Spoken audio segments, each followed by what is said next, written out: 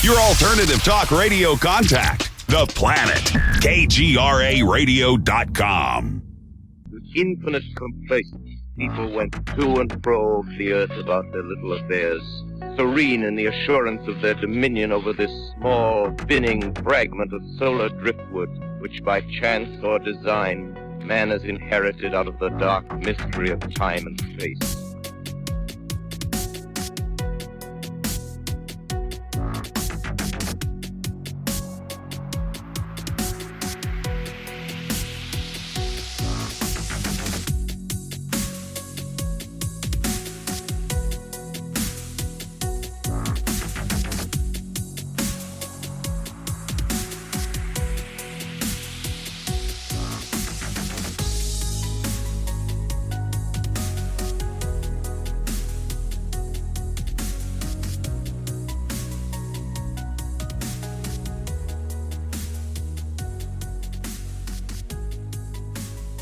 Well, all I know is anytime it seems like I open up Facebook, you guys have been just constantly busy and out and at events, which is wonderful. But I mean, what are some of these events that you guys have been going to?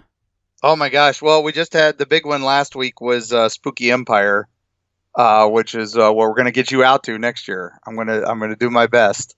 We'll just have to figure out how to get you flown out here, but we'll cover everything else. You'll share our room with us. We'll get you on the creators track, which is a lot of fun. Awesome. I would love to do that. I don't care if I have to hitchhike out there, but it's long overdue to come and hang out with you guys. Yeah, Spooky Empire is basically this big, giant Halloween horror heavy metal convention. The guests of honor were Elvira and Peter Criss from Kiss. And then the entire cast of the X-Files, David Duchovny, Gillian Anderson, Mitch Pileggi, Robert Patrick. I mean, everybody, William B. Davis, Cigarette Smoking Man, everybody was there. And that was huge. So, and Elvira said it was her last time doing the costume. So, that was a big deal on Friday. There was a riot because a limited edition pop. But it really wasn't a riot. It was just like a fight with some scalpers who were upset that the pops were delayed a day, and they got into some shoving matches, but they call it Funko Gate. Oh my gosh, it's the Scalper 101 of how to handle yourself, right? You're like, oh, exactly, exactly. They were signed limited edition Elvira pops. It was from a vendor. Oh boy. Yeah, and those things, people were camped out. When we got there Thursday night to set up our booth, and there were people camped out before that, which is crazy. Spooky's a fun con, though. It's like the dark side of Comic-Con. It's just a blast. And we have a blast. We were with the Creators Track, which is a bunch of great authors, podcasters, and filmmakers. And it's just like a little mini side con of that big, crazy con. And, we have panels on everything from, how to do a podcast and how to, write a horror movie, how to write a thing. But then it's also just fun stuff with the authors. We did one that was a choose your own adventure with a bunch of horror authors. And I got roped into that one. And oh boy, we had some fun with that. So it's kind of like one person starts the story, and is it that kind of thing, like a chain story? Yep. And the audience, at the end, each of us leaves an A-B choice, and then the audience votes. And then the next author has to pick up. Yeah, it was a lot of fun. So with the whole Elvira thing, has she ever claimed before that it was her last appearance in that costume, or was this the first time? So it's probably actually true. Well, that's the thing. She had said it a few times a few years ago in LA, but then she said that this might be the last one for Florida. Oh. So it kind of, got blown up that this would be the last one ever. I'm not sure it's going to be the last one ever. But, to be fair, she's still, there's a painting of her somewhere aging, because she looks exactly the same as she did when we met her 20 years ago. Right. So. Do you know if she lives in LA, or where is she based out of, or is that a big secret? I'm not sure where she lives. I know she has family here in Tampa Bay, because her mother used to come to my old GameStop that I used to run all the time to buy Christmas presents. So I got to meet her a few times out of costume when she would come visit her mom and stuff, and they would buy presents for the, the kids, the grandkids, and all that stuff. She just seems like she'd be a gorgeous woman, even without all that makeup on, because of her bone structure and just the way she's just a pretty lady. Yeah, she is the queen of Halloween for a reason, and yeah, she is. She was there the rest of the weekend out of costume and was just a joy too. Oh, so that's cool. Yeah, I guess I didn't realize that she never really went anywhere sans the costume. I just thought if she kind of goes to an event like that, she's always in the Elvira outfit. So that's cool. Yeah, that was pretty cool. What was really great was Peter Criss. I guess Sunday morning, I'd gone down to set up the booth early while Carrie and Elizabeth Abbott were enjoying their rest from having worked the booth so much that weekend. And I'd been off on the writer's track, so I had to keep leaving the booth and go do these panels and stuff. So they were enjoying a good sleep in. And Peter Criss came through the vendor room with his security guards, and he was just walking by our booth, and then he stops. And he looks over and he goes, "Oh, Erie, Florida, I got that book." Oh. And I'm like, "Cool, I'm the author." He's like, "That's cool." And then just kept walking. And I was like, for a minute, I'm like, "Did you want me to sign it? I'll sign you another one." But then I was kind of like, after about 5 seconds, I was like, "Peter Criss has my book." Ah! You're like, that's all I needed. Confirmation. That's all I needed to know. Yeah. My second album I ever bought was Kiss Alive 2. Really? So, yeah. The first album I ever bought was Jeff Wayne's musical version of War of the Worlds. So well, that's very fitting. And I love that you did that. Yeah, that is completely fitting. Yeah, it's almost too bad that he didn't stop a little bit longer, right? And just be like, "Oh, well, I mean, you have to sign my extra copy that I'm going to grab right now," or something. And like, well, here's the sequel. Here's the sequel, Freaky Florida. Just how about Freaky Florida? Yeah. I saw Lyle Blackburn, and he posted this a few weeks back. I saw him posting a new music video of his, and it featured Elvira. Did you see that? I did not see that, but that's awesome. Yeah. She's still such a busy gal, just like you guys. Oh, yeah. Everyone's kind of running around doing their thing, and I think it's wonderful that it's active enough to where there can be this many events and people still come, and they're very excited about it. And, I mean, I'm sure you guys were, like you said, everybody was tired, after working the booth, and there's a lot of people coming through, and you're talking to everybody. So I'm happy to hear that these events are still flourishing. Yeah, Spooky's also kind of a party con. They have a big unofficial pool party, and they have DJs and all that all night. And so it's good. There's a big tattoo festival going on. A couple of my friends came up from the day job and got tattoos. So it's pretty epic. Definitely. They do a little one in March, but their big one in October is the must see. Did you see anyone the next day going, "You know what? I went to the whole tattoo party afterwards, and I made a bad decision after drinking too much"? Not really. I mean, like I said, this con, it's so funny how the horror con seems to be so much lighter and more fun than some of the other conventions we've been to. Because everybody just seems to be there to have a good time and to have fun. I want to give a big shout out to a group that we met called the Con Players. They're not cosplayers, they're con players. They basically are a musician duo of an electric guitar and a saxophone. Wow. And we had met them at Tampa MegaCon a couple months ago, and they were telling us they were going to be at Spooky, and the only song they really could play Spooky was the Haunted Mansion theme. Oh. And so they asked me, being that I was Mr. Creepy at MegaCon, if I could send them a list of songs. So I sent them this huge list of creepy songs that I thought they might enjoy. And I'll be darned if they didn't know like 90% of them. And they were fantastic. They're walking around playing Dead Man's Party and the Ghostbusters theme song and a bunch of other stuff. And I was like, I taught them that. Well, I'll have to link them. I'll have to look them up. Maybe I could get some permission to play some of their stuff on my show to help plug them. That would be pretty cool. It sounds like they've got a wide range. Yeah, they're just getting really started with this, and it's just cool as heck. So they're really awesome. So I'll name drop you. I'll be like, hey, Mark sent me over here, and maybe I can use a couple of your riffs and your tracks in my show and get some more attention for them. Yeah, they'd flip, and that's awesome. You always are the best for promoting. Oh, well, thanks, Mark. Wonderful talents. So Well, I mean, case in point, you and Carrie are, you know that. You're two of my favorite people. I've always said that, and I always will. But yes, it's long overdue. I need to get out to Florida. So let's jump in here because, and you already know what story I'm most excited about because I messaged you before we started. Yeah. So I'm going to save the best for last, everyone. Oh, heck yeah. Yeah. Heck yeah. But Freaky Florida. And we are going to jump right in to the area of Jacksonville.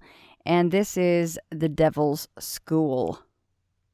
Well, so here's the deal. When we were doing Erie, Florida, a lot of people were like, oh, you should do this place. You should do this place. And while we're doing them, we start researching them. We start finding, maybe this isn't as creepy as we thought. Maybe there's more to this than we thought. And so basically, if you're in Jacksonville, there's the main interstate that goes right through there is I-95. And it merges with I-10, which cuts straight across the north through the Panhandle. And so that's like the main artery, the two main arteries through Jacksonville. And right where they intersect is this giant old building that looks like something out of any horror movie you've ever seen of a school. And it has the nickname of the Devil's School in Jacksonville. And because everybody who gets stuck in traffic at 5 o'clock is stuck staring, looking at this edifice, just maybe 20 feet from the interstate, down below as you're up on this big overpass that drives like almost right on top of it. And so people always go, well, it's abandoned. It's this crazy big building. Why haven't they torn it down? Why haven't they done this? Why haven't they, it must be haunted. It must have ghost stories. And so we, of course, were drawn to it while we were researching Erie, Florida. But when we got there, we started learning, maybe some of these stories aren't quite so true. So the legend goes that there was a psychotic janitor in the school. See if that sounds familiar. Who was killing children, and or maybe it was the principal, because the story sometimes changes to the principal, and was secretly killing children, and then brought the staff in one day for a banquet. And after they ate, he told them that they were eating one of the missing children. Of course. And now they were all complicit. And so he blackmailed them into hiding this. Or the janitor went crazy and started killing everybody and went down into the boiler room and blew it up. But at some point, the school had a big explosion and a big fire, and it was closed. And now it sits there rotting, and it's terrifying, and there's ghosts and there's monsters and there's a portal to hell. There's all these crazy stories. Well, truth is, the school was simply abandoned because they were building an interstate 10 feet from it. So it wasn't safe to have students go to this school. Now, it is a historical building, and it is on the historic sites, so they couldn't just tear it down.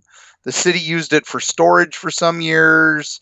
There's a couple years of gray history where it might have been a Catholic school for a little bit. It's still got this weird paper trail to it. Nobody really knows 100% when it closed, what officially closed it. It's like this myth that built itself. Now, we did meet some people who were among the early urban explorers of that building. And they were also some of the ones who were graffiti artists. Mm-hmm. And they jokingly told us that, we themed rooms as we would do graffiti. And one was called the Hell Room, which is maybe where the legends of the satanic stuff that went on there and all that came from, because they basically themed that room with a bunch of hell graffiti. And if you Google the Jacksonville Devil's School, that's usually the photos that pop up are people who were in that room looking for monsters and stuff. Now, it is private property. It is, fenced off. They are restoring it. And there is a society called the Save Public School Number 4, which is what it was originally called before it became the Ann Little School, which is named after an early matron there. They're trying to restore it and do something with it. Now, it did have a fire at one point, and the roof did collapse. But that was long after it was abandoned, and there was a homeless population in there and all that. But nobody died, as far as we know. So it's just one of those. It's a beautiful building. It's got a potential to be something at some point, and it's just one of those cool, weird stories in freaky Florida. Yeah, and you guys have a picture in the book Freaky Florida for this particular school, and when you're looking at the picture at the far end of the building, it actually does look like the freeway literally touches the building. It is that close. It's that close, yeah, and that's the real reason for the abandonment. But it's but when you look at that picture, that building is just amazing. And then we got to go inside with some of the people restoring it, and they have done an amazing job. There's one room is completely graffiti free, and I'd seen pictures of it from just maybe 10 years ago, and it was a disaster. And now it's just, Wow. Don't know what they're going to do with it, but it's still going to need millions of dollars in repairs before they can do anything to it. But it's amazing. So do they have any ideas? I know you say they don't know what they're going to do to it, but is there any options as far as being that close to the freeway? I mean, obviously they can't make it a school because that's what closed it down in the first place. Right. The plan is to make it a museum of some sort, and perhaps host tours, and maybe even make it an education museum for Florida. There's also some other options that they have for just using it, since it is a historic building, for other archive purposes. And it makes sense. You're looking at the picture and you can tell it's all brick, and then there's these beautiful pillars out front. It'd be a shame to just tear it down or do something like that. So surely there'd be some kind of an option for the building. Yeah, a couple companies are really wanting to buy it to make it into a haunted house too. So that's another option. Oh, nice.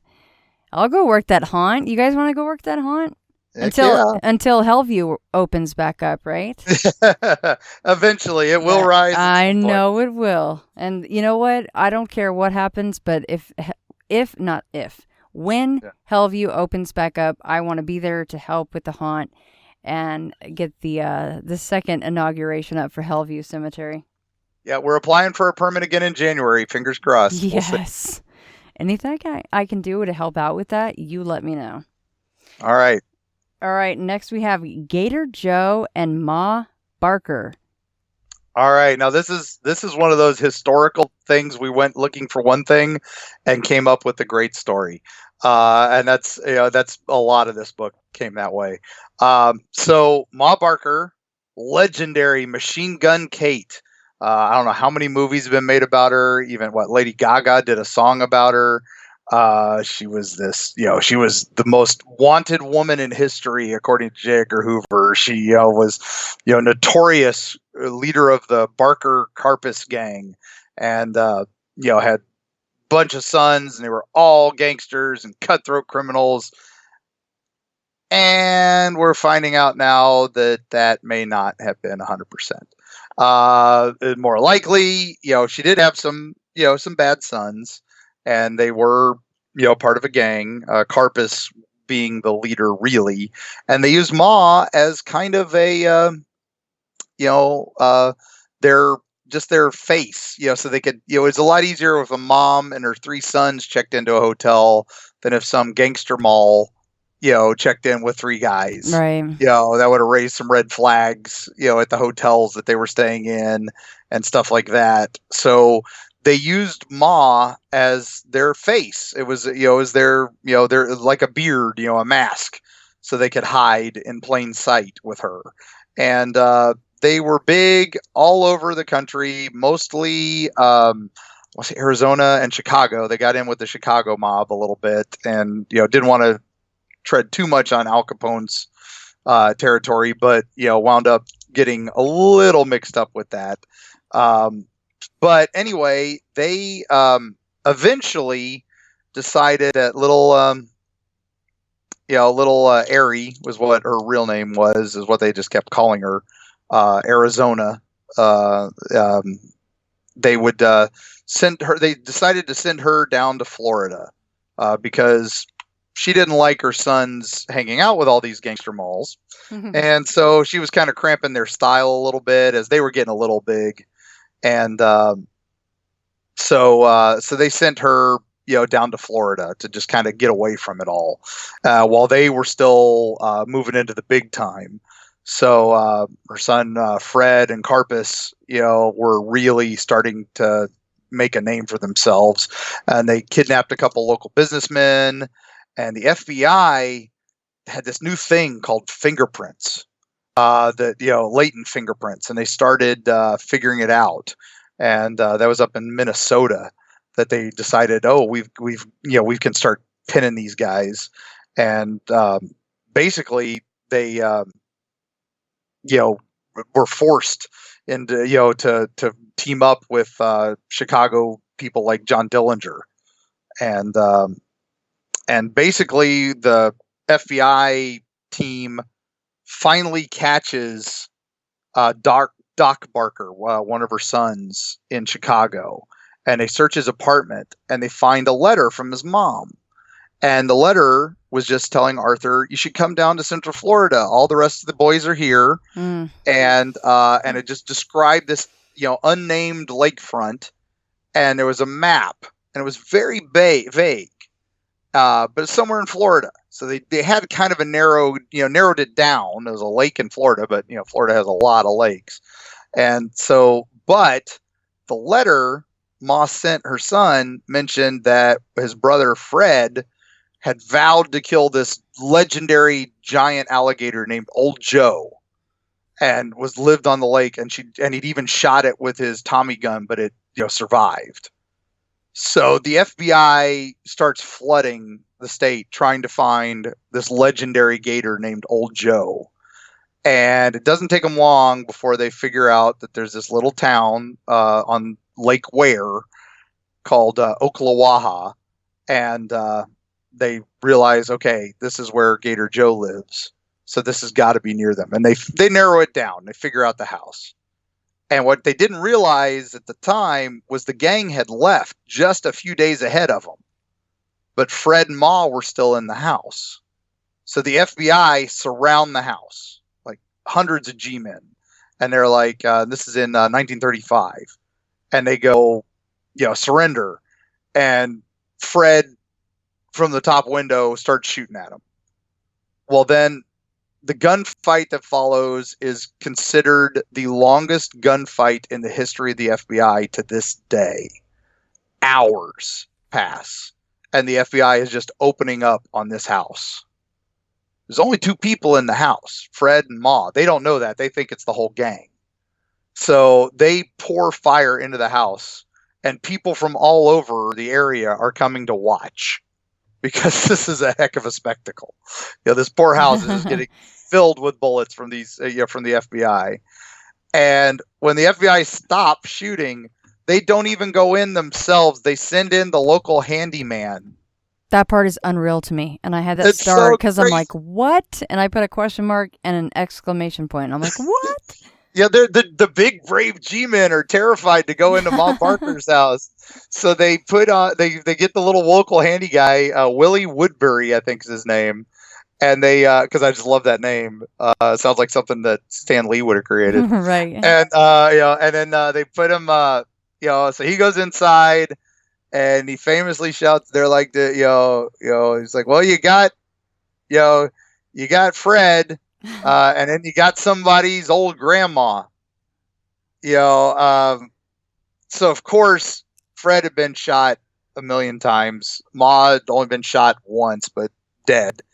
And the FBI claimed she had a Tommy gun in her hand too, but others at the scene said it was, just near her. So that's where historians now, are pretty sure that they trumped up her role in the gang just to justify pouring 4 hours of bullets into this house. Mark, you know what reminds me of? Sorry to interrupt you, but right. the story about Willie Woodbury being sent in reminds me of Dumb and Dumber when they send Harry into the hotel. Yes! And they put a vest on him, and then Lloyd's like, well, what if he shot you in the face? And he's like, yep. Wait, what? Yeah. And she's like, well, it's a risk we were willing to take. It sounds exactly the same. Exactly. It's so crazy. And it's like, and then J. Edgar Hoover, she was the most wanted woman in America, and and Machine Gun Kate, and all this, and you realize they just totally blew it out of proportion. Right. And basically, by the end of the decade, by the 1940s, the whole gang was either dead or in prison. Lloyd Barker was the only one who tried to redeem himself, and then he was killed by his wife right after World War II. So the gang and the family pretty much died out. But now Old Joe, the giant alligator, goes on, and he lives way past the gang. But in 1952, Vic Skidmore, probably one of the most famous alligator hunters of his day, finally got out there and got Old Gator Joe. And the beast of his claw is still on display at a bar just a few blocks away from where Ma Barker's house was. Is a place called Gator Joe's, and they've got the alligator hand on display in the bar, and they got the story of Gator Joe and Ma Barker all over it. And there's a lot of Ma Barker memorabilia in the bar.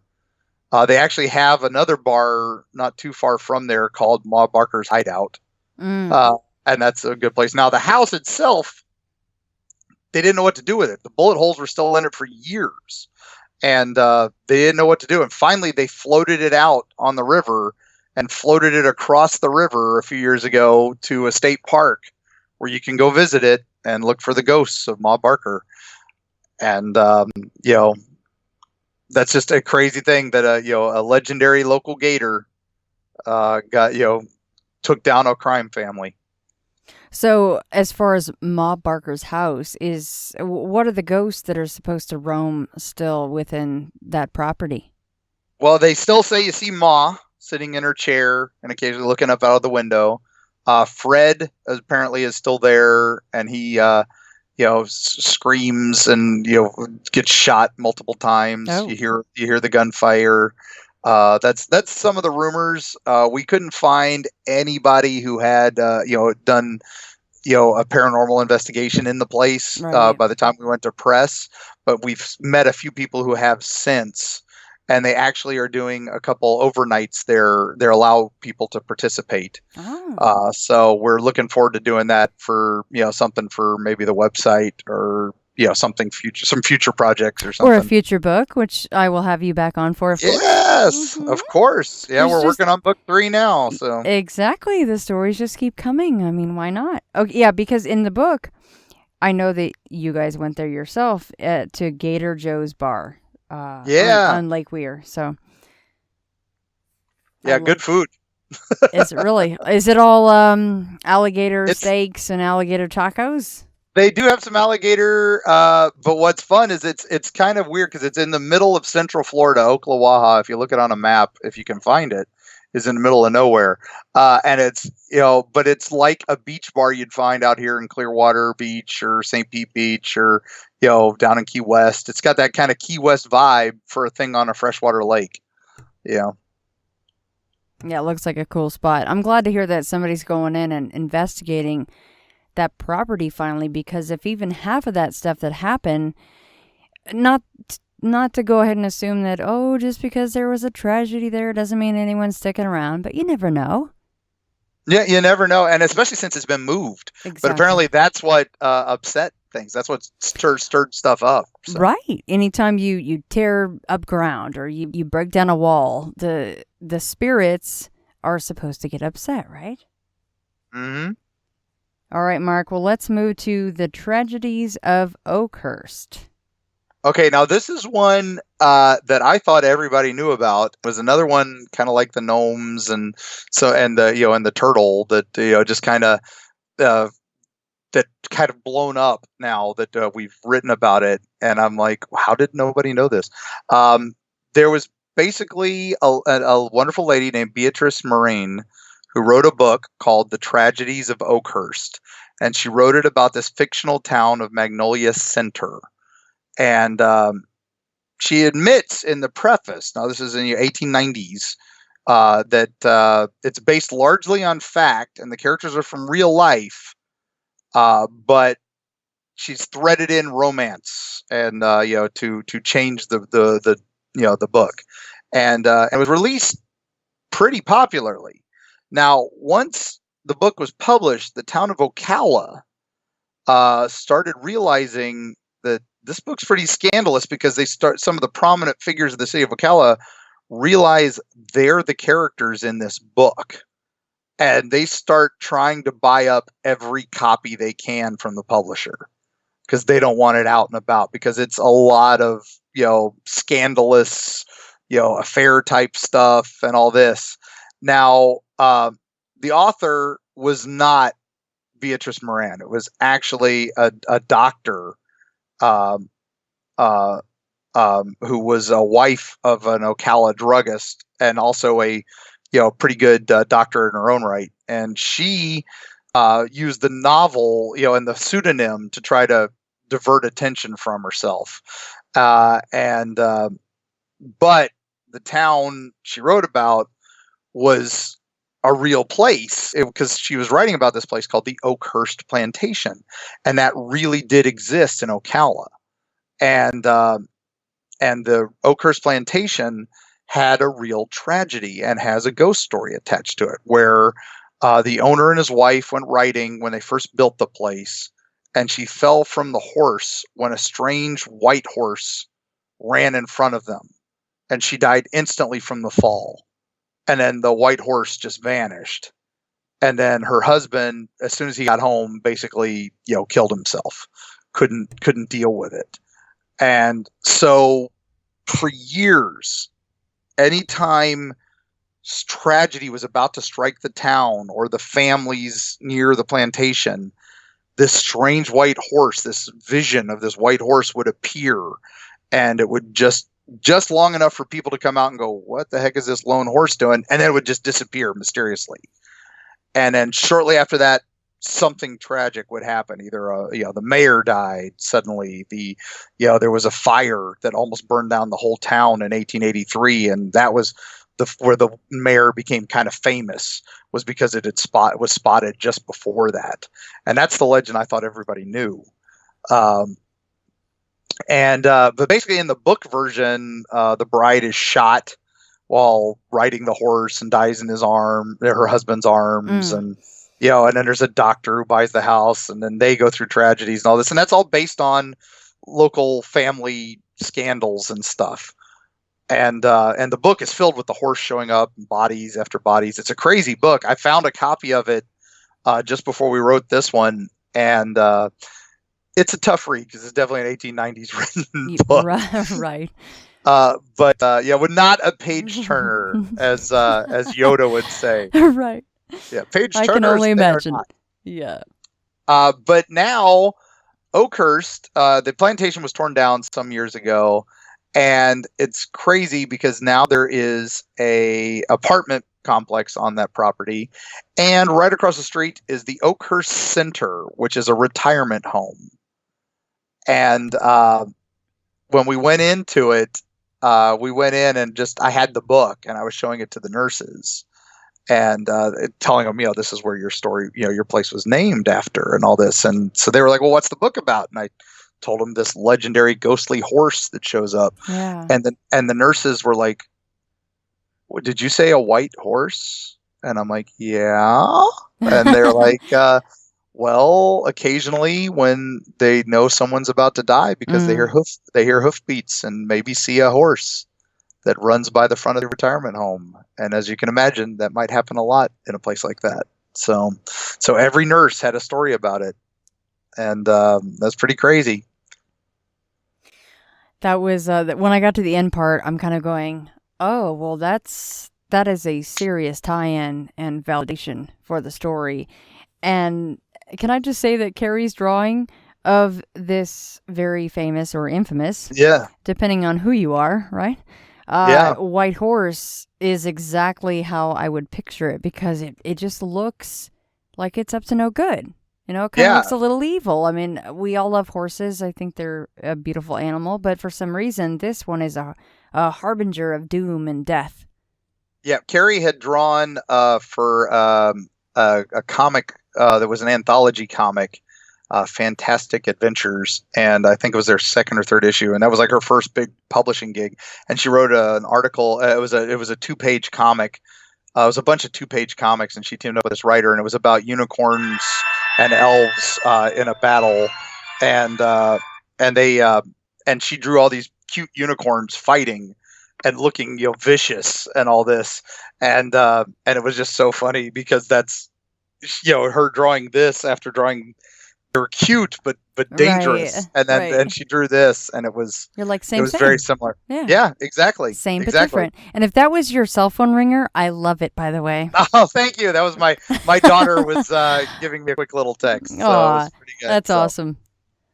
Yeah, that's old school. So thanks. Yeah. I tried to keep it in the distance. There. No, Sorry. no, it was actually very fitting. I'm like, well, it can't get any better. We're talking about death at the retirement home with the kind of the pale white horse, as it were.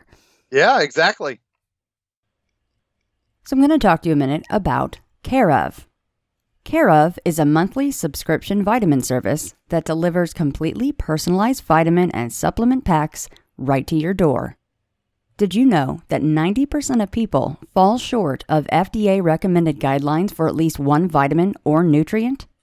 You can take Care Of's quiz and get the vitamins you need to get back on track and reach your health goals.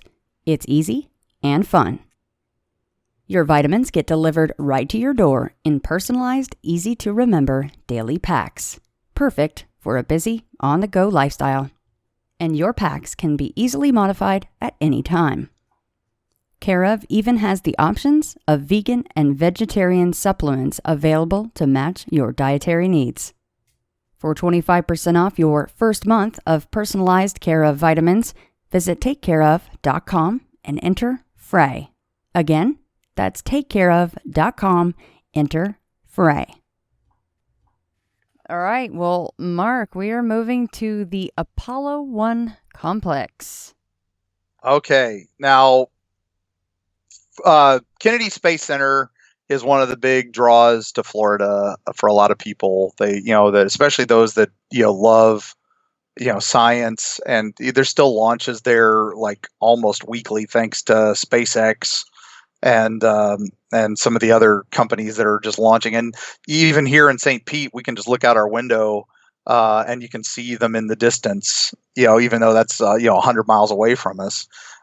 Because they just light up the night sky. It's it's called the Space Coast over there for a lot of reasons. But of course, back in the '60s, it was the race against the Russians, for the space race, and crazy times, and they're rushing to get everything they could up into the air, and we wanted to get to the moon. That was the ultimate goal, was to get to the moon. So of course we had the classic Mercury 7, which led to the Gemini program, which finally led to Apollo. And Apollo was basically all these things they had to do to get to the moon, were all these launches. They weren't sure which one was going to be there, but they had a list. Now, the first launch in Apollo was supposed to be February of 1967. And so they picked, a list of astronauts. And the crew commander was going to be Virgil Gus Grissom, and, who was an Air Force vet, and he was one of the first Mercury 7 astronauts. And he is basically, he was the second American person into space. And he was kind of infamous because when he landed, his hatch had blown open, and so his aircraft, his capsule sank. It wasn't even recovered till almost year 2000 because that's how far it sank. Wow. And so they thought his career was over after that point. But then he went on to do some Gemini flights. And again, he's going to lead the first Apollo flight. His next fellow veteran was a St. Petersburg native, and I actually went to a high school that had a library named after him, which was veteran astronaut Ed White. And Ed was the first American to walk in space. And his mission by Gemini 4 is considered to be the most iconic mission in all of space, because his 23-minute walk in space is still seen whenever you look at a picture of NASA footage. There's always that picture of him walking in space. So, two vets, And then the third member of the team was Roger Chaffee, and he was he was still a rookie. He'd never flown a mission in space, but he'd been on tour promoting NASA for forever, and this was going to be his first chance to fly. And all of them were test pilots, or had been, and had flown many prototype vehicles back in those days, and so they knew how to get an airplane assessed for testing, and they all agreed that the Apollo command module just was broken. Right. It needed work. And they were still changing things while they were testing it. They had the two companies that were making it were there trying to do whatever they could, and at one point Gus famously went back to his farm in Texas on a break, and he grabbed a lemon from his tree, and he brought it. And his wife was like, "Why are you taking that?" And he's like, "I'm going to go hang it on the cockpit of the ship because it's a lemon." Yeah.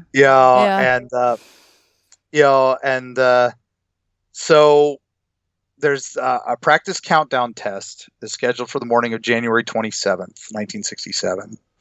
And the crew suits up and is ready to get on board. And something's going wrong in their oxygen system. They're smelling something weird.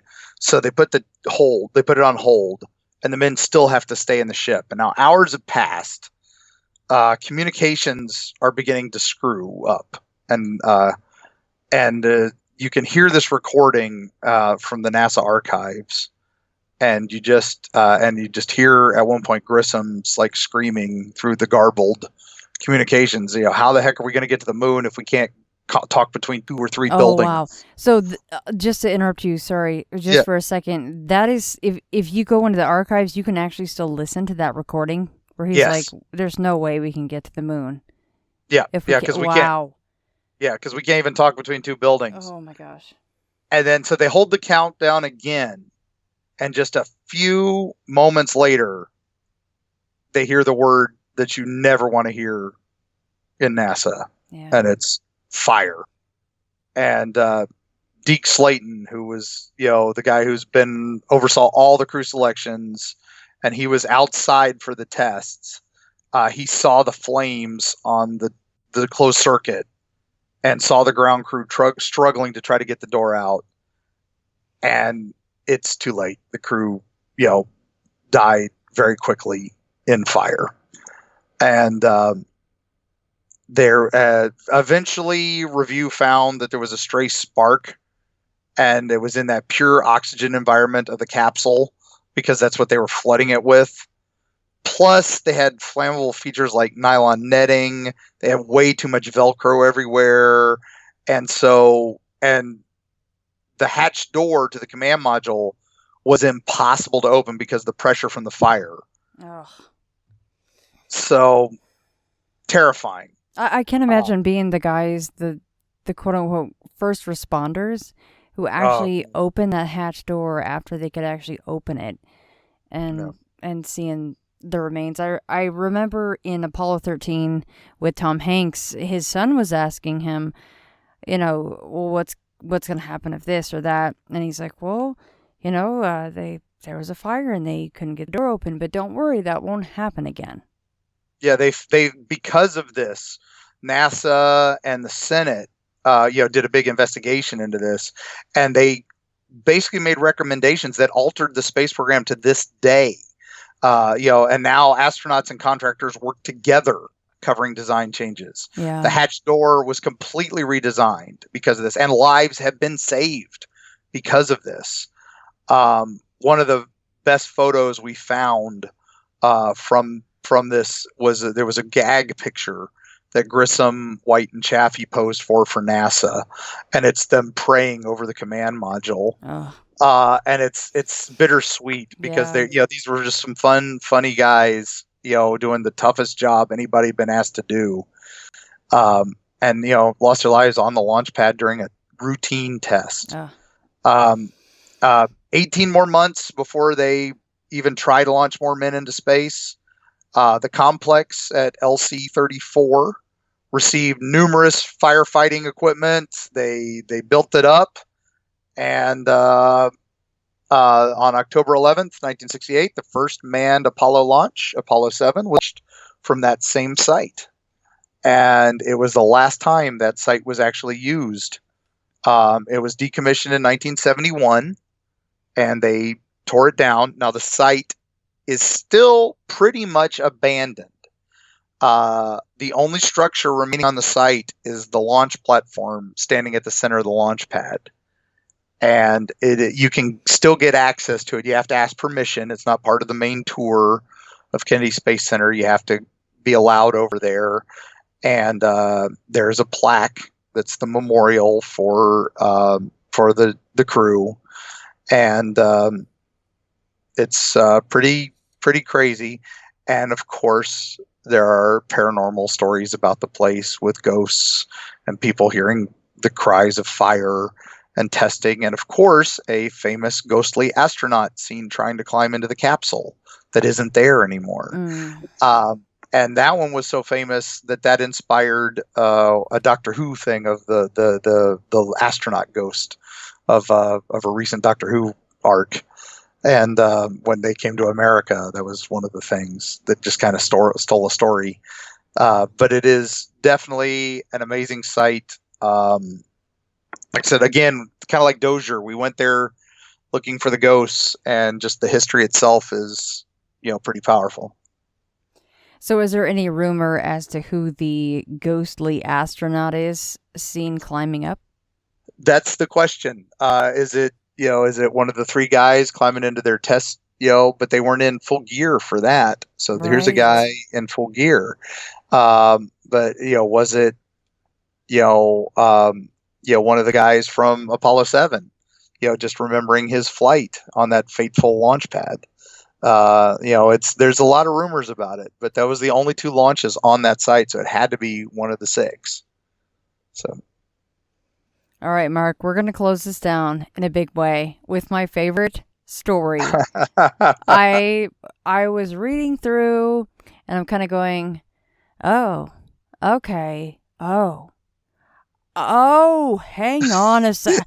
And I'm like, oh, it kind of just, the O kept getting louder because the wrongness, which is so fitting for Erie, Florida, and Freaky Florida, and Into the Fray, is all encompassed in this story.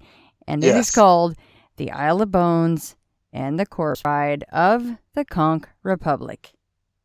Okay, so I wrote this chapter because there is a very dark story. It is a very scary story at the heart of it. But I also love Key West so much because it is such a wacky and wonderful place. Yeah. So I had to tie in the Conch Republic part of it as well to give you the ups and downs as you're telling the story. As a storyteller at my heart, you have to do it that way, because if it's just all dark and depressing and madness, you kind of lose. You got to have the laughs. Even the Friday the 13th movies have that figured out. Sure does. Yeah. It's a recipe. It's a very specific recipe.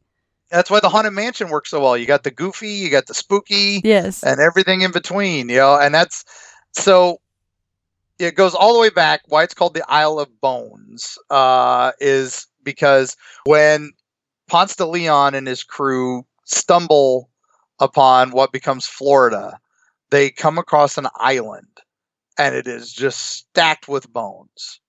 And they were basically an ancient burial ground for the Calusa Indians.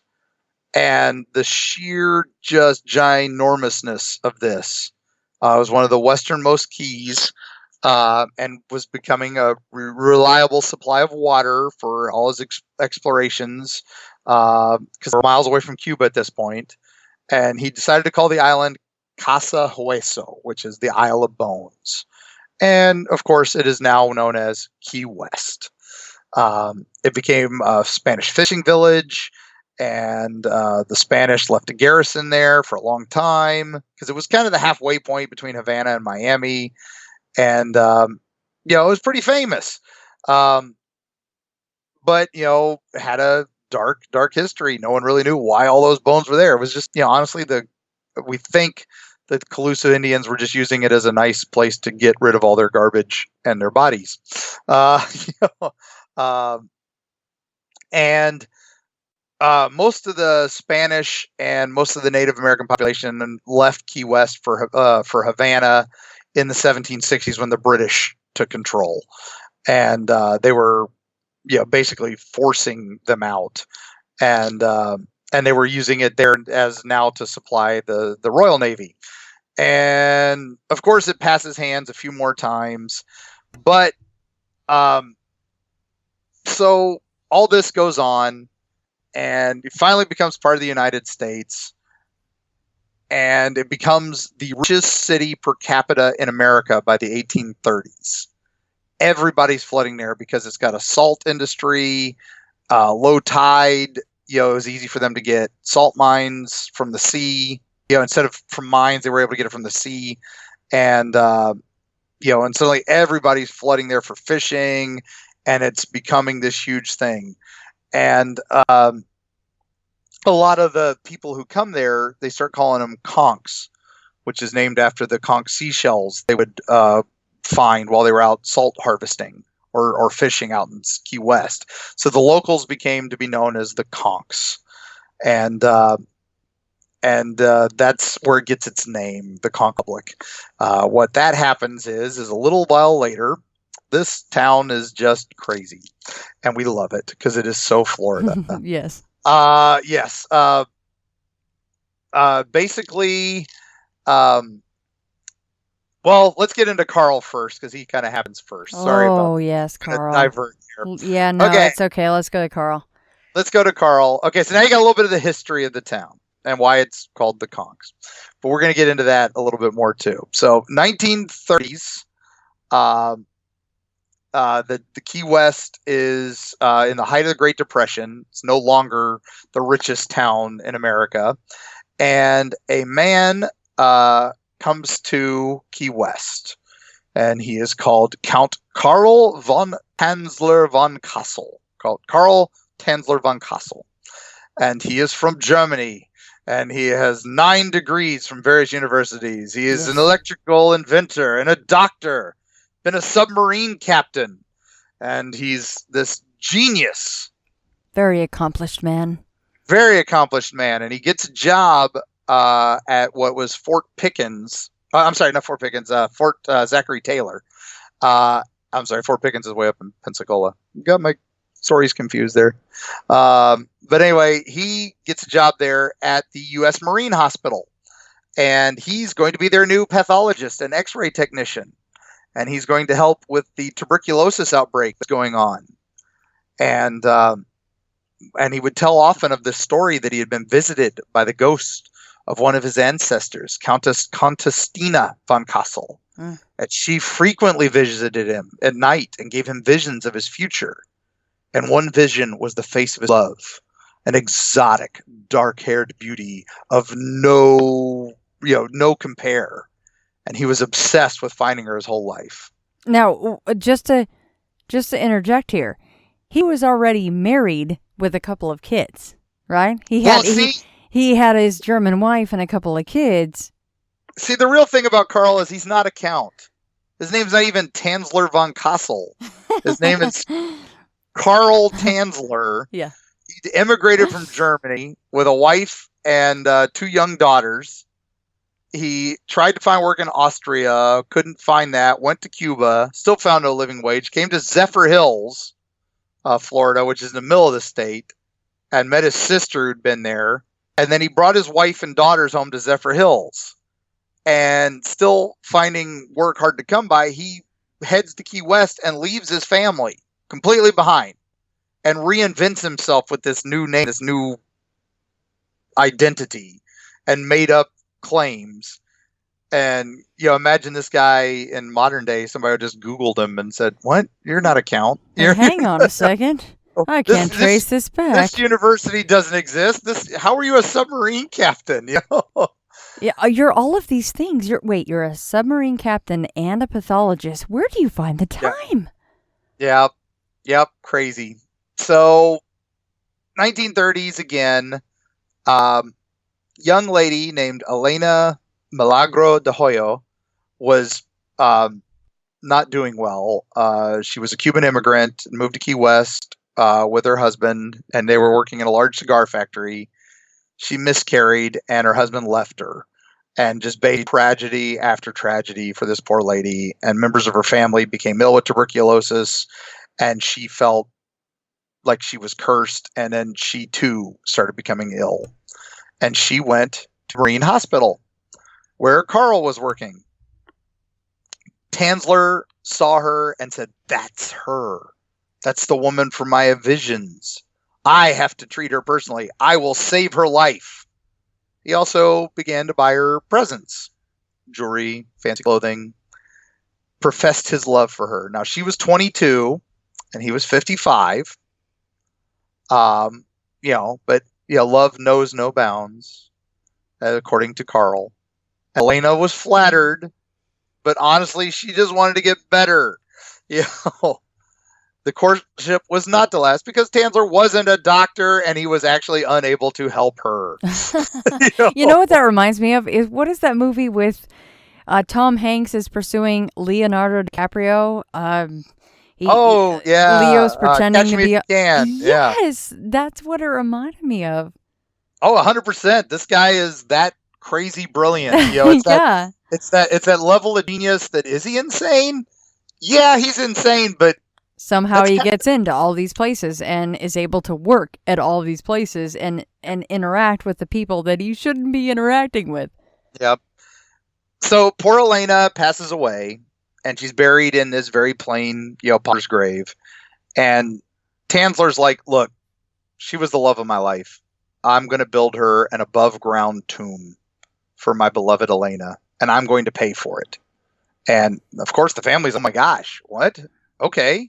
Amazing." So he moves her to the tomb. Now, what the family didn't know was he installed a phone into the tomb so that he could talk to her. And he kept the key. And he would come visit her every night and bring her flowers and gifts. And then he would also sleep beside her. And, he was convinced that she spoke to him through this phone. And he did this for a long, long time. And then he basically decided, I've got another vision on how I can bring her back to life. I need to fly her in a plane into the troposphere, and the electricity from the troposphere will strike the plane and it will bring her back to life. And so he started building a plane fuselage behind the Marine Hospital. And since she was decomposing quite a bit, he took her out and started rebuilding her. Worked piano wire through for bones, stuffed her body with rags, gave her glass eyes, and then started replacing her skin with layers of silk that he soaked in wax. Yeah. Mm-hmm. And then he made a wig for her from hairs he had received from Elena's mother after the funeral. For some strange reason, he just asked her for hair, and she said, "Okay." Oh my God. Which is, I wonder what she thought that he was doing with that. I don't know how he explained it to her. Like I said, this guy, the crazy genius level. Who knows what he said? You're right. After all he had accomplished up till then, I mean, he's obviously very convincing. So he's buying clothes and finery, and he's in town buying large quantities of perfume, as one could imagine. Ugh. And basically, at about this point, the Marine Hospital figures out this guy is not who he claims to be. He keeps missing work because he's hanging out in this plane fuselage behind the thing. Yeah. So, Carl, you're late again. Where you been? Oh, that traffic is terrible these days. It's terrible. So they fire him, and he also learns that his wingless plane is about to be scrapped. So he takes her home and put her on his bed, and then inserted a tube so that they could have family relations. Mm-hmm. decided It's to all marry her. it's all very legal, very consummated. Everyone, yeah, yep, he's covered all the bases. Yep, exactly. And basically, he's going to build his own airship now again because the radiation and the lightning is going to bring her back. Her ghost has told him this, and she couldn't wait to come back to him. Now, Elena's sister at this point is finally getting suspicious. She finally hears about the perfumes and the dresses. And then a young paperboy sees the Count dancing with a large Frankenstein. And so she calls the cops. And they search the mausoleum, empty. So she goes to Tansler's house and confronts him. And the Count welcomes his sister-in-law. He's like, "Hey, you made it. You should come." She's like, "Where's my sister?" It's like, "Oh, she's ready for dinner. Come on over." And she thought it was a wax dummy at first, and laying in a wedding gown, and then she realizes the smell, and she's like, "Oh, we've been very happy. You should come back." And so she, of course, immediately flees to the police. And so Carl's immediately arrested for mistreatment of a corpse and grave robbery. Now, this is where Key West comes in, being the wacky town that it is. He went to trial, but because the statute of limitations on grave robbing had expired, since he'd been living with Elena for at least 9 years and the crime could only be prosecuted for 7, he was let loose for that. Mm-hmm. The trial went on for the other charge of mistreatment of a corpse. And what was weird was lots of women started showing up at this court case in support of this guy, thinking that it's so romantic that the old man dedicated his life to bring back his lost love. And you got to wonder if stories had gotten out about the tube and some of the other things, maybe, this undying love might not exactly have been, they might not have been the fan club that they seem to be.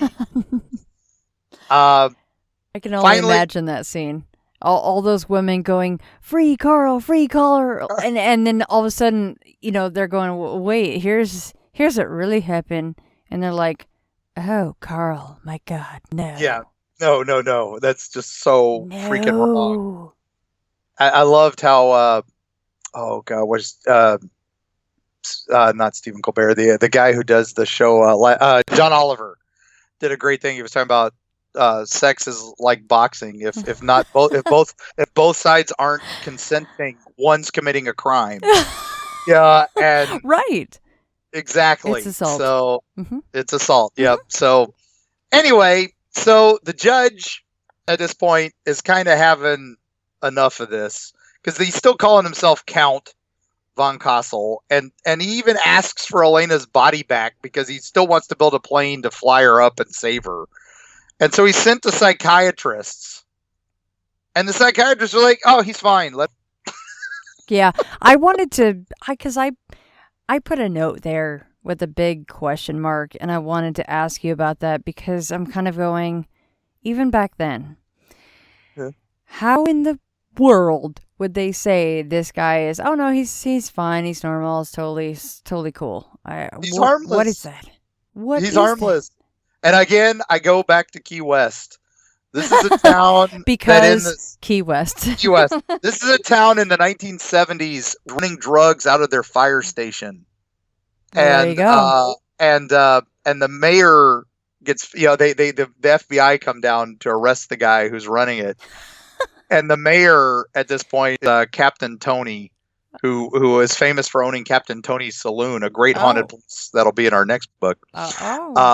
But I get this scene from Casablanca in my head when they come in and they tell the old captain to shut down the Rick's place. Yes, he's like, I am shocked. I am shocked to find out there's gambling going on in this casino. And then they're like, "Here's your winnings, sir." He's like, "Thank you."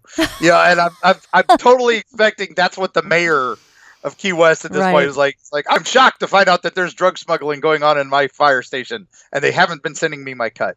It's just all way too closely related, right? Yeah, it's just so much fun. So crazy. So anyway, they send him home. Elena has become famous now. and her body is. They decide to have a public funeral for her with this wax dummy, and they bring her. They have an open casket funeral for her, and they have people come from all over to see this.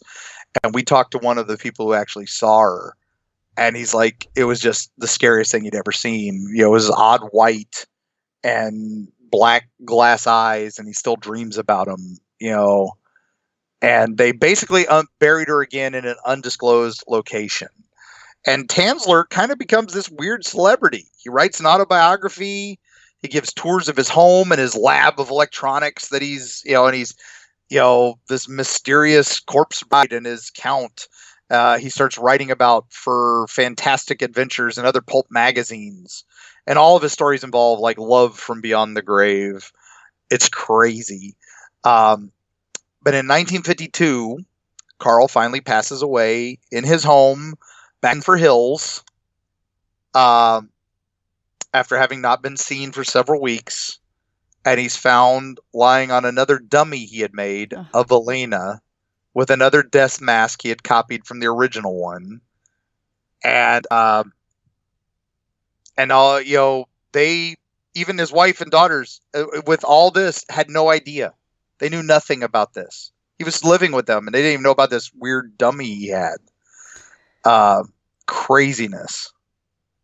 Yeah, when I read that apparently they knew nothing of what was going on, I'm just thinking, imagine being that first wife, and he's met the woman, she passes away, he covers her in silk that is dipped in wax and keeps her for 9 years, and then that goes awry, and then he makes another copy of this person. You're kind of going as you do. Yeah, as you do. I mean, maybe I'm playing second fiddle here. I don't know. I feel kind of neglected. Now, what's the crazy? There's another little tie-in here that that second mask, which we have a photo of in the book. Terrifying, by the way. Thank you. I love it. Oh, that's for nightmares. Oh. The reason we saved it for last was just because it's, where it's at right now? Mm-hmm. Where? It is right across the hall from our wonderful friend, Robert the Doll, in the Fort East Morello Museum. No kidding. Yes, they had gotten it, and we got access to it a little early. Oh my god! For the book, because we had heard it was coming, and it was funny because the day we were there, they were like, "We haven't opened that exhibit yet," and there's a bunch of like third graders there for a trip, and they were in this one little room doing arts and crafts, and right outside the room was this coffin. And it was sealed, and you were supposed to open, and eventually it was going to be unsealed so you could look at the bride. They had the whole dummy, and it's like they're like, well, yeah, you can go take a picture, but make sure none of the kids see it. And oh my god! So we had special permission to go in and take that photo while and as we go back there, like, make sure none of the kids are around. I'm like, yeah, sure. And as we're about to take the picture, the teacher for the class is like coming out of the room, and I'm like, can you keep them in there for like 5 minutes? Yeah. They don't want to have nightmares for the rest of their lives, please. And he's like, oh no, they already saw it. They opened it up earlier. Oh, you're like, oh, well, congratulations to those parents, because those kids will have nightmares forever. And again, 2 words, Key West. Yeah, exactly. Key West. When you're looking at this picture, I know that you guys labeled it the death mask. And you're kind of going, okay, well, you're kind of wondering is that the actual body with the silk dipped in wax, or is that the repro? Because it looks like a real person that maybe put, you make some kind of a paper mache something, right? Yeah. Old school. And you're kind of going, maybe that's the real. And I had to read further, and I was like, okay, that's the reproduction, but oh my good Lord, it is so close. He made it from the original mold. Oh. So. Terrifying. Yeah. And the whole glass eye thing, and you're kind of going, she may move at any moment. Yeah. Yeah. It was terrifying. And then to know that Robert's like looking over my shoulder at this point, it was just like, okay, Robert, I don't want to bother. I'm bothering your friend. I don't mean to be bothering you.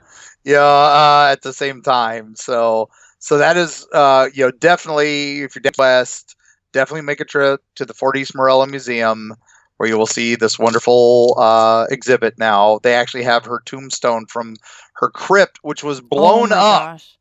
Her original crypt was blown up. They think Carl blew it up, of all things. And some other crazy stuff. But then we peppered that story with the wonderful world of the Conch Republic and how they seceded from the United States for 2 minutes and declared war on the United States. Yes. Yes. And immediately surrendered, realizing they couldn't win their war, and asked for $1 billion in foreign aid. Literally everyone, like a minute or 2 minutes. They were like, yes, just kidding. Minutes. We're kidding. We're kidding. Mm-hmm. No, we're not declaring war on the rest of the United States. Yeah, no. Mm-hmm. Then later on, they had another strange thing where the Navy decided to do a secret operation, and Key West was a foreign power, and try to negotiate with them for supplies. And Key West figured it out, and so they rallied the militia and rallied the fireboats to fight the Navy invading hordes, and ran out in the streets armed with stale Cuban bread to fight back the naval invaders. And at that point, the United States actually did have to surrender to Key West and the Conch Republic.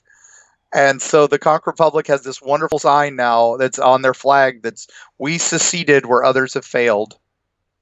So, I love the tie-in with it's kind of a tongue-in-cheek little joke because it's the Conch Republic, but it says that in your book, in this ceremony, Wardlow hit the commanding officer on the head with a stale loaf of Cuban bread. I'm like, well, that's the stale bread conch, as in the Conch Republic. There you go. Conch Republic. Yeah, there you go. That was always their symbol. Their symbol is the stale Cuban bread and the conch shell.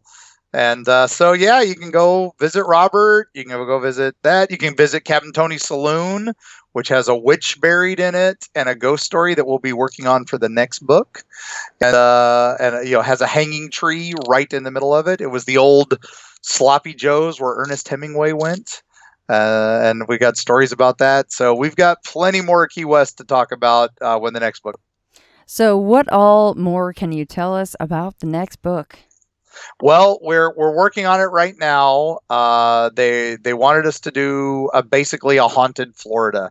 Now, sadly, there are a million haunted Florida books. Right. So we're being cagey with the title at the moment, but I think you'll find it fits with Freaky and Eerie if all goes well. The editors are pretty happy with our working title. But right now, we were just in. Now we'd done the Cuban Club in this book in Freaky, Florida, but we were just back there the night before Halloween. I was there at 3 a.m. looking for a couple of the new ghosts that have been reported there for filming with a local television station. And that was kind of fun. Right before we went live, we heard footsteps on the 4th floor. Nice. And the problem is like the cameraman's like, I didn't get it because everybody was wearing the unidirectional mics. Oh. So it's like, oh my gosh, it was like 1 minute before we went live. Right. But I'm going to be actually talking about a place right across from the Cuban Club called the Don Vicente Inn, which has a wonderful story about tunnels underneath the building all throughout Ybor City, and a mad scientist's son who used a furnace under a bordello to get rid of bodies. How's that sound? Wow, that sounds like H.H. Holmes stuff right there. Yep, exactly. So that and many, many more fun stories. The May Stringer house in Brooksville was considered one of the most haunted houses. We're going to the Riddle house where the Ghost Adventurers refused to go back. Yes. So we've got, everything from the Panhandle to the Keys again, and many, many more.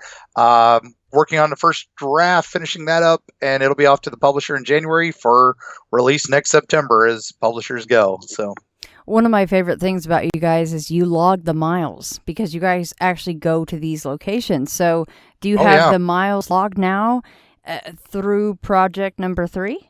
After Freaky, we had hit 7,000. Wow. And have never left the state. So that's, it's a big state, so it's Incredible. Easy to do that.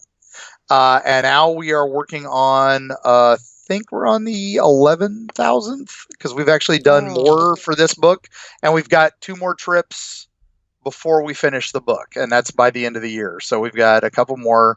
We're actually going back to St. Augustine. We're going to Wolf's Museum, which is a wonderful place we talk about for Key, Florida. They're going to be moving soon, but we're going to be going doing a signing there first week in December.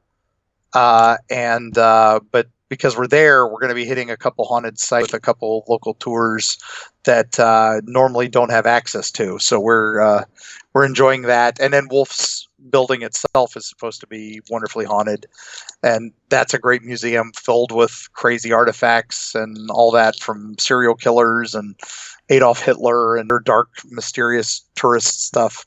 So we're excited to be there. And then we've got to hit up near Jacksonville. We got to go to the famous Rock Ledge town for Ashley's Restaurant, which if you Google that, you'll see there's a lot of good ghost stories about that place too. You guys are always on the move. Like I said in the beginning, it's amazing. I love it. I mean, you guys are always welcome anytime. These are incredible stories. And after reading about the court, I'm like, I really was. I'm kind of sitting downstairs highlighting. I'm like, oh my God. Oh, it's so disturbing but perfect. Oh, it's amazing and disgusting at the same time. Yes. Yeah, it's and it is the epitome of freaky Florida, definitely. It really is. But yeah, and I definitely have something for you for your April Fools. So whenever you're ready for that one. Oh, I would love that. I think I recorded it for you before, but I don't know if you've I've ever played it for everybody else, so I'll have to give you that one when we get close. Because we had that come up at Spooky Empire on one of the panels. Somebody asked, "Well, when you were looking for one thing, and you found out it was something completely different," and so I have a story about that to tell you. Awesome. You are a great storyteller, Mark, and Carrie is busy, is working, but tell her that we missed her, and tell her I said hello, and let everybody know where they can find you guys. Well, EerieFlorida.com has all of our appearances, and you can also order the books from there. We're available at any bookstore anywhere. We'd love it when your local bookstore orders us because, that helps out a local business. And, and also, we love it too. But you can also, on Erie, Florida, there's a link to order the books from a local bookstore down here in Bay where we are. And we can get you a signed copy, and Carrie usually does a little doodle in there for our fans who. She calls it a doodle. It's not a doodle. That is artwork. I'm sorry. I'm just saying. I know they all do. Even Sam's like, "Oh, I'm just doodling." I'm like, "You're crazy. That is art." Now she's finishing up illustrating Erie, Alabama for a different author, so she's kind of cheating on. She sure is. Yeah, so that's also from History Press, coming out soon. Nice. And so she's been working on that. So she may not have as many illustrations in the next book, but she did most of the photography and does all the photo editing for me. So, so she's still a big part of the next book too. So you guys are inspiring other Erie. Erie, Georgia just came out. And Erie, Alabama is the one Carrie's working on. And those are both from amazing storytellers as well. And our publisher has just latched onto us. So now there will probably be some more freaky books after this one. Yeah. And then, like I said, if our third title works out, that may also spawn another series too. So, and we love History Press. Been fantastic for us. You guys are so busy, and that's why I wanted to cover that in the beginning, because I'm kind of like, no wonder we can't touch base because I've got all this going on and you guys have this going on, and it's great. Crazy it's awesome. Too. So, yeah, I love the Midnight in the Desert stuff. So, thank you, thanks, Mark. Thank you. I need to get you guys over there at some point, and we will do that for sure. Now, did you mention all the Twitter and the Facebook and all that? Oh, no, I completely forgot. Yeah, we're all over social media, just basically at Erie, Florida. You can also Google up Freaky Florida, pulls up some of our stuff. We've got a couple sub pages for those.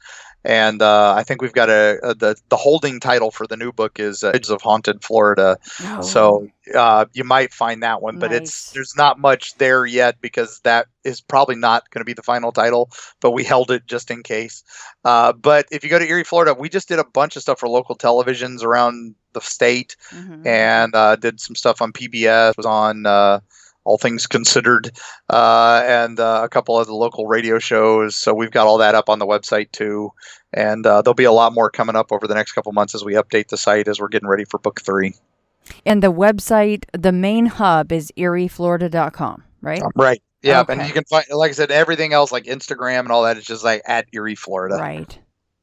Yeah, and that will trickle you guys down to everything else you need to find. Well, Mark, again, thank you so much. You and Carrie are 2 favorite people. Ever since I started this show, you guys have been a staple, and you will continue to be as such.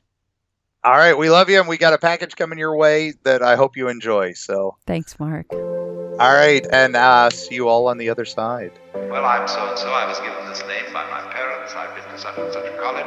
I've done these things in my profession. I produce a little biography. Buddha says, forget it. That's not true. That's some story.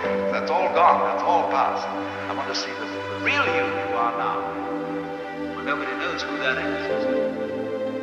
Because we don't know ourselves except through listening to our echoes and consulting our memories. But then there's a real you, and that again leads us back to this question. Who are you? That is the real you. We shall see how they play with this exam by the koans to get you to come out of your shell and find out who you really are.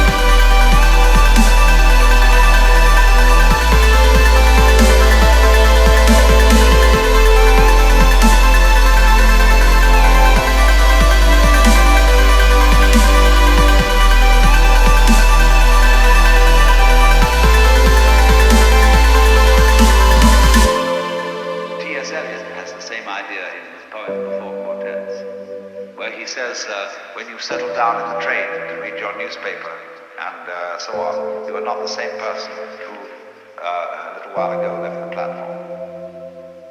If you think you are linking your moments up in a chain. And this is what binds you to the wheel of birth and death. But when you know that every moment in which you are is the only moment, this comes into Zen. The master will say to somebody, "Now get up and walk across the room." And he comes back and he says, "Where are your footprints?" They've gone. So where are you? Who are you? When we are asked who we are, we usually give a kind of recitation of a history.